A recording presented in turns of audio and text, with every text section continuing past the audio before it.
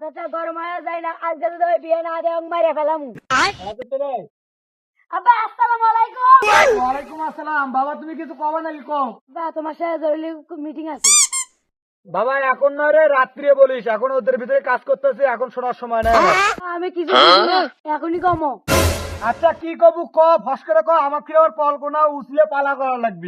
ইদানিং রাতে ঘুমায় না আমার। কি করবি এটা, কালকে তুমি নতুন ফ্যান কিনে দিন মুই। আব্বা আরো খেলে উঠানো হয়েছিল, আমার ঘুম আসবে না। কি করছে বেটা, তাহলে এখন আমার কি করা লাগবে? আব্বা তোমাকে একটা কথা কই। কি কবু বেটা, ফস করে ক।